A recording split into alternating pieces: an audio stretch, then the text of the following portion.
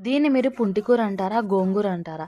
ఏదైతే ఏముంది తినేద్దే గదా అంటారా? నాకు ఒక 15 డేస్‌కి ఒకసారి ఇట్లా క్రేవింగ్స్ వస్తూ ఉంటాయన్నమాట. పుంటికూర తినాలని అంటే పుల్ల పుల్లగా, కారం కారంగా. This is my style of making పుంటికూర చట్నీ. చాలా కారంగా ఉంటది.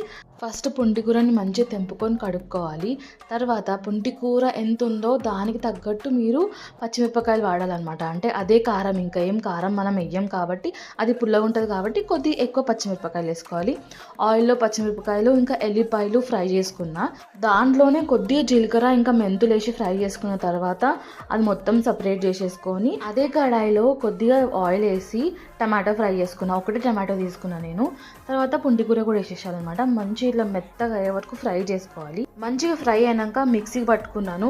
అంటే నేను కొద్దిగా ఫైన్ పేస్ట్ లాగా చేసుకున్నాను అనమాట. దీంట్లో కొంచెం ఎక్కువ ఆయిలే పడుతుంది అనమాట తాలింపుకి. సో తాలింపు వేసేసుకొని మీదికెళ్ళి ఆనియన్స్ వేసుకొని తిన్నాను.